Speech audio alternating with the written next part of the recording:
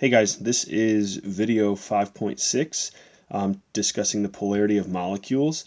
Something that's very important. We're going to be on page 20 in your notes while you're flipping there.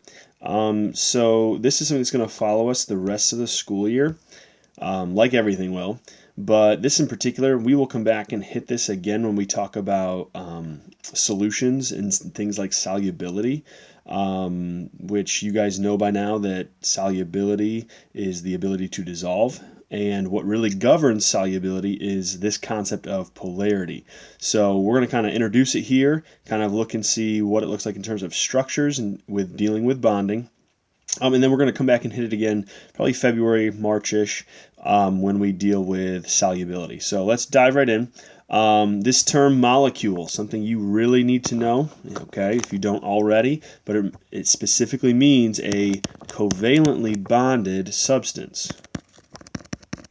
Okay, so when you hear that term molecule, they'll be used interchangeably, especially in multiple choice on your Regents exam. Covalently bonded substance refers to a molecule, or vice versa. There's always two or more nonmetals, so don't think, oh, it's only two. It could be three.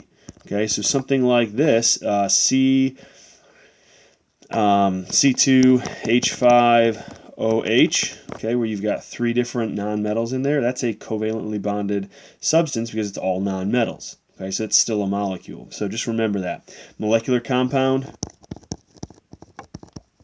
equals a covalent compound. So star that, highlight this. It's super critically important, guys, that you make this connection, because in our next unit on naming, we're going to have things called molecular substances, and you've got to remember, oh yeah, that's a covalent compound.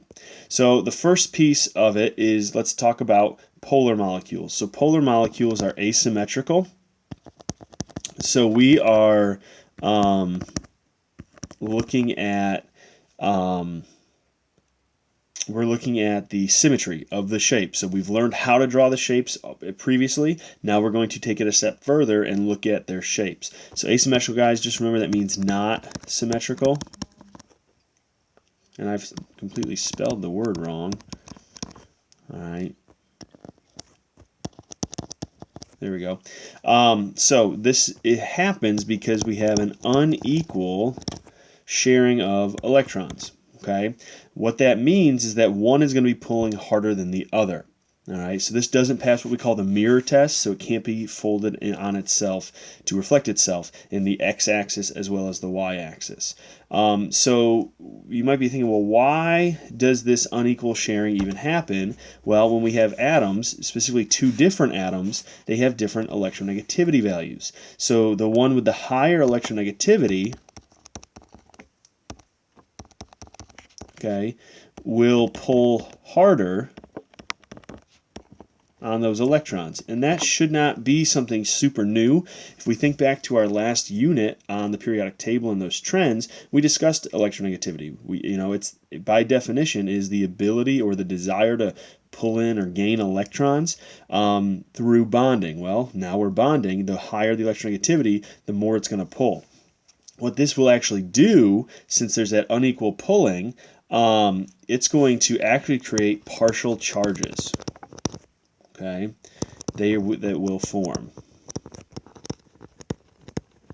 What this means is you've got like a partial positive and a partial negative. So these are what the symbols look like. All right, it's a lowercase delta symbol there.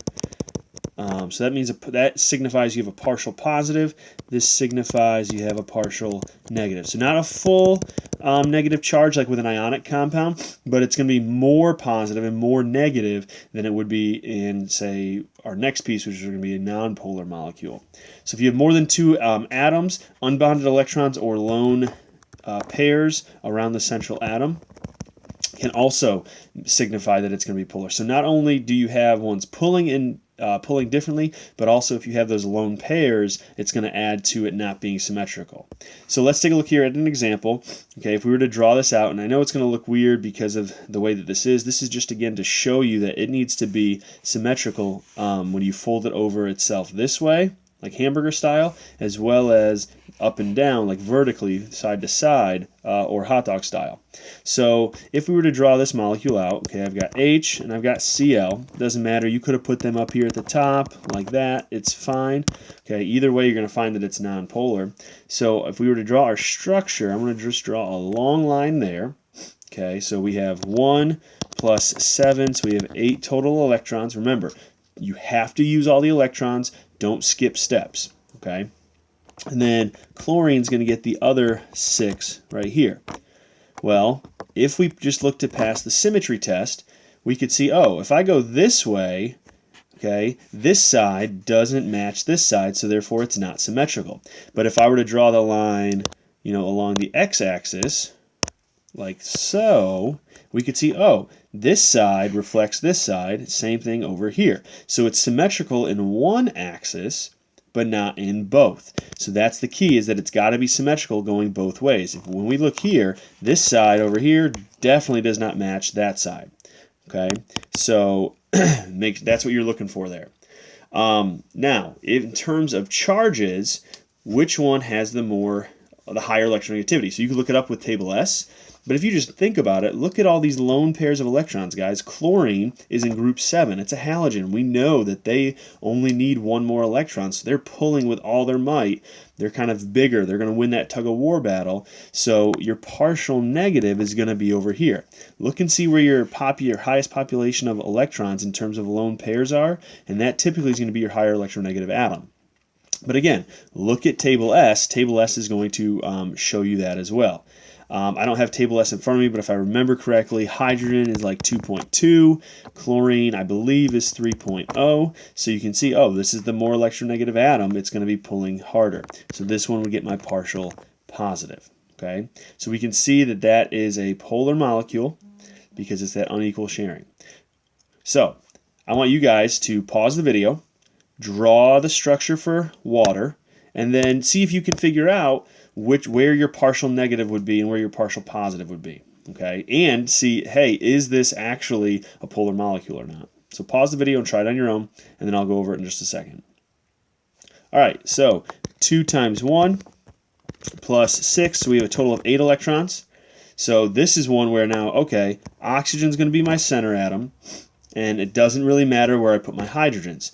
Now, one thing I want to point out, kind of going along with Vesper, if you drew your H's like this, and you set up your skeleton structure like that, all right, so there's 4 of our electrons, oxygens get the other 2. You might think that this is a linear molecule.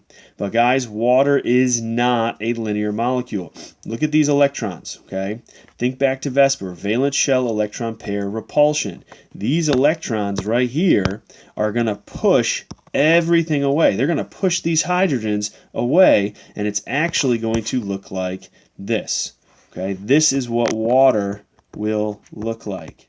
Okay, water is a bent molecule. When you look at the formula, it's A, B2, E2.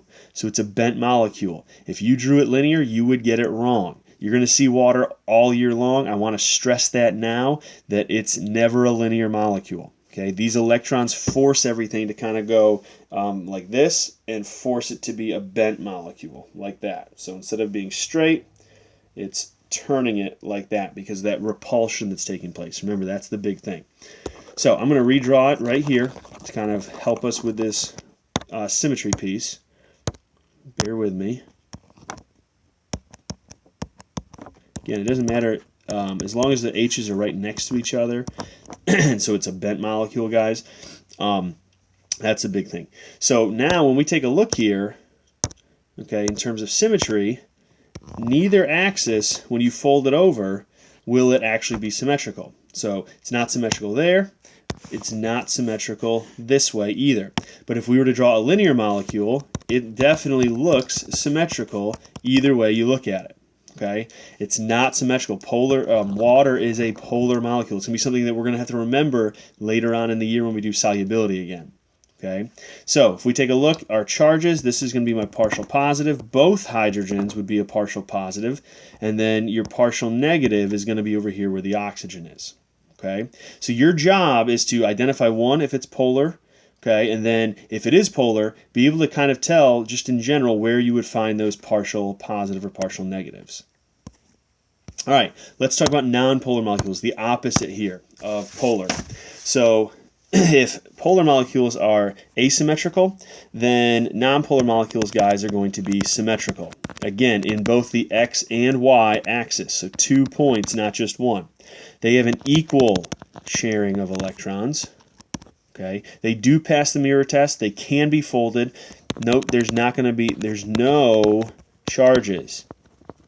No charges whatsoever.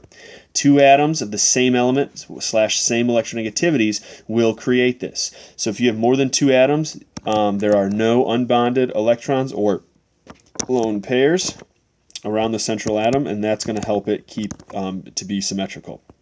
So here we go. Chlorine, Cl, Cl. Okay, it's going to be a straight line. Remember, that wasn't one that was on your Vesper chart. But whenever you have just a diatomic, guys, where it's just two atoms of the same element, it's always linear. Distance between 2 points is always a straight line, therefore it's linear. So if we take a look here, we can see, oh, no matter what way I look at this, if I cut it this way, flip it over, it's symmetrical. If I flip it this way, it's symmetrical as well. So therefore it's non-polar. So I want you guys to pause the video to go through these two examples by yourselves, and then I'll go over them as well with you.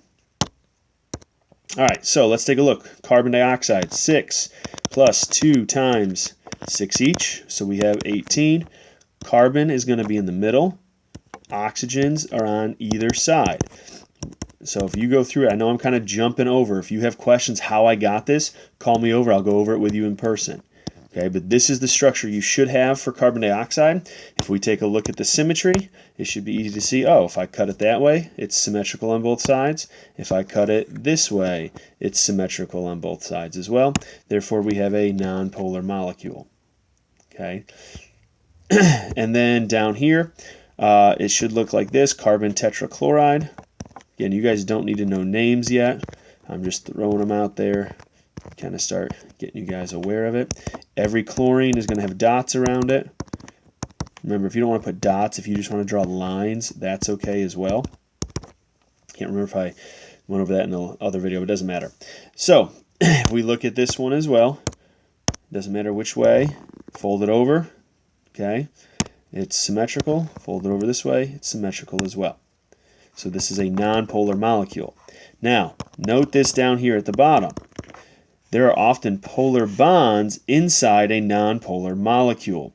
So if you look back at these previous two examples and you look at their electronegativities, you have polar bonds because they're typically greater than 0.4 electronegativity difference. Okay, again, that's a general rule of thumb. So chlorine and carbon, I believe it's something, I think it is 0.4 exactly. So if it lands right on 0.4, assume that it's going to be polar. But again, we're talking polar molecules versus nonpolar molecules. The only way you're going to have to know if it's a polar bond is if they ask you specifically. So again, make sure you read questions carefully as you go through and do your practice here over the next page.